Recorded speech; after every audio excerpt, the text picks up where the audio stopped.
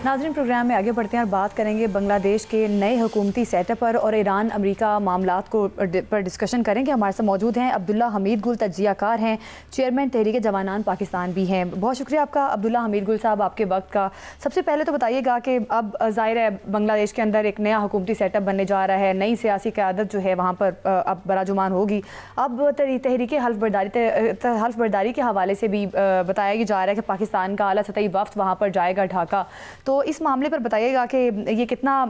एक खुशाइंद है कि वहाँ पर पाकिस्तानी वफ्द आएगा और नए हुकूमती सेटअप के साथ हमारे जो पाकिस्तान के ताल्लुकात हैं वो किस तरह से आगे बढ़ेंगे और पाक बांग्लादेश ताल्लुकात को कितना इस्तेहकाम आगे जाके मिल सकता है, इस पर आप क्या कहेंगे? बहुत बहुत शुक्रिया। देखिए, पाकिस्तान के ताल्लुकात बढ़ेंगे या नहीं बढ़ेंगे ये तो वक्त जो है वो बताएगा, लेकिन एक बात तय है कि भारत का जो है वो मलिया मेट हो गया है। भारत की तमाम जो पॉलिसीज थी वो उनका सत्यानाश हो गया है, पानी फिर गया है उनके ऊपर। अब जब पाकिस्तान के हवाले से बात की जाए तो हमने देखा कि बांग्लादेश के आर्मी चीफ जो हैं उन्होंने पाकिस्तान का दौरा किया। हमने ये देखा कि पाकिस्तान का वफ्द जो है वो बांग्लादेश गया। हमने ये भी देखा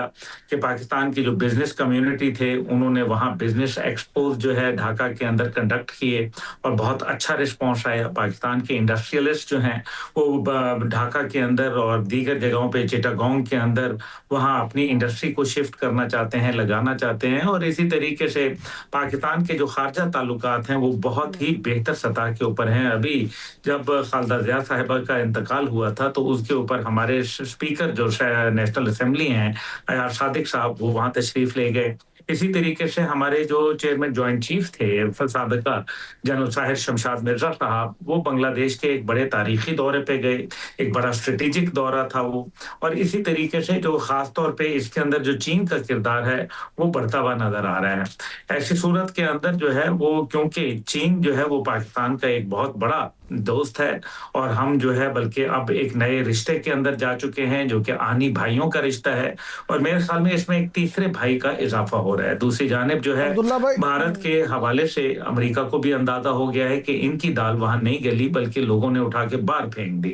ऐसे वक्त में जब वहां एक एक्सट्रेडिशन ट्रीटी भी साइन हो चुकी है भारत के साथ, भारत जो बांग्लादेश की, जिसके तहत हसीना वाजिद को जो है वो वापस करना है क्योंकि वो एक कातिला है, एक डिक्लेयर्ड मुजरिम है और उनको ऊपर जो जितने भी इल्जामात थे उनको जो लगाने वाले कोई और नहीं बल्कि बैरूनी इदारे थे जो गैर मुमालिक के अंदर बैठे थे। उनके कहने के ऊपर 1400 लोगों का कत्ल, मासूम लोगों का कत्ल उनके हाथों में है और उसके पीछे भारत की साजिश का फरमा है। ऐसी सूरत के अंदर मैं ये समझता हूँ कि आने वाले वक्तों में बहुत बेहतर हालात पाकिस्तान के साथ जो है वो मुतवक्का है। खासतौर पे अमेरिका ने जो अभी वहां एक बहुत ही अहमियत का काम किया है और वो ये है कि अगर अमेरिका, क्योंकि भारत इस टाइम पे सबसे बड़ा एक्सपोर्टर जो यार्न का, जो कि सूती धागे का और इसी तरीके से जो कॉटन का एक्सपोर्टर था वो भारत था, क्योंकि बांग्लादेश की जो इंडस्ट्री है गारमेंट वो उसको चलाती थी। लेकिन अब इंडिया को ऊपर जब ट्रेड टैरिफ लगा है तो वो 18% है, जबकि अब बांग्लादेश के लिए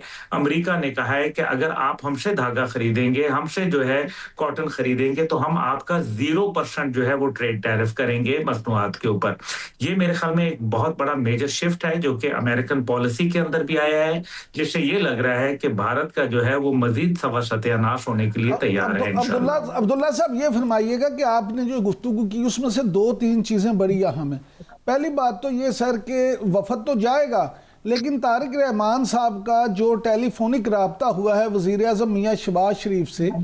एक तो आप इसको किस नजर से देखते हैं?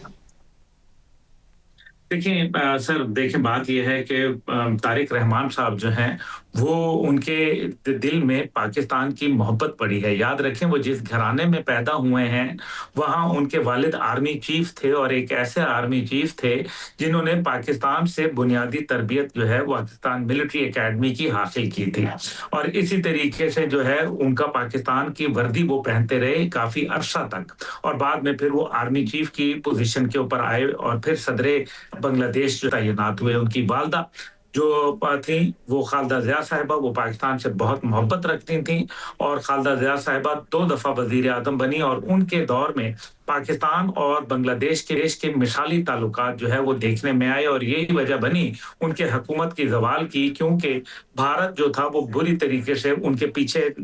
ہاتھ دھو کر پڑ گیا تھا۔ میری تو وہ آنٹی تھیں، اللہ بخشے ان کو جی، میں ان کو آنٹی کہتا تھا، اور میں طارق رحمان صاحب کا جو اس ٹائم پہ ان کی پوزیشن ہے، جن کو عمر قید کی سزا سنا دی گئی تھی، ان کو جلا وطنی پہ جو ہے وہ مجبور کر دیا گیا تھا، اب وہ آئے ہیں ایک بڑی میجورٹی کے ساتھ آئے ہیں، اور وہاں میجر میں پولیٹیکل چینجز دیکھ رہا ہوں، وہاں جو کانسٹیٹیوشنل امینڈمنٹس ہیں میں وہ دیکھ رہا ہوں، اور ساتھ ہی ساتھ میں ان کی پالیسی آف نان الائنمنٹ کی طرف بھی جو ہے وہ مجھے نظر آ رہا ہے وزیر اعظم شہباز شریف صاحب کے ساتھ۔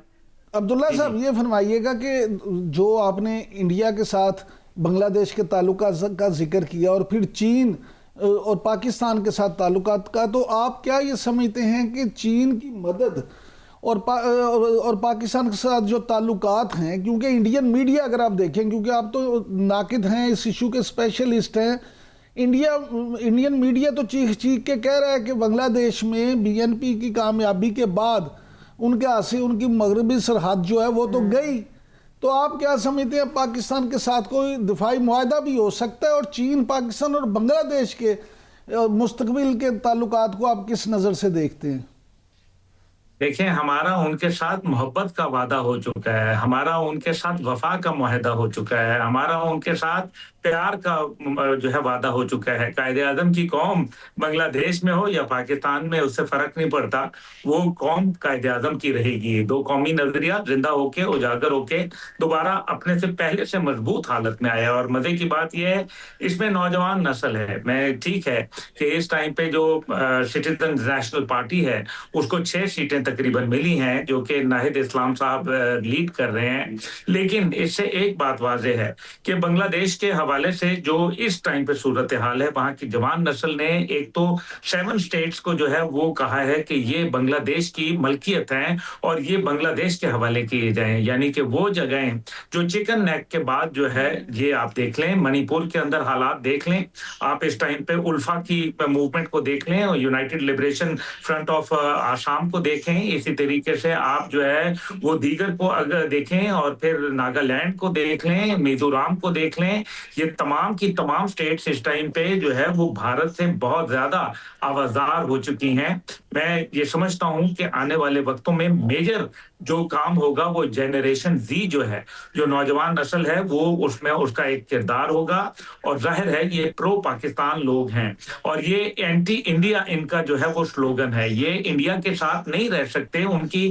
تسلط کو قائم نہیں رہنے دیں گے۔ اور دوسری جانب جو ہے وہ ساتھ ہی ساتھ جو ہے ظاہر ہے وہ جو شیخ حسینہ اور ان کی پارٹی جو ہے وہ لچ تو تلے گی، اور اس میں کوئی شک و شبہ نہیں ہے کہ آنے والے وقتوں میں انٹرنل سیکیورٹی چیلنج جو ہے وہ ایک بہت بڑا عبداللہ حمید گل صاحب، رسینہ واجد کو واپس کیا جائے گا بھارت کی جانب سے؟ وہ اس سے متعلقہ پہلے بات جو ہے انڈیا کے حوالے سے، سر انڈیا کا جو رویہ ہے وہ آپ کے سامنے ہے، جس طرح سے ہندوتا سوچ جو ہے، اور یہ آپ دیکھیں آر ایس ایس کی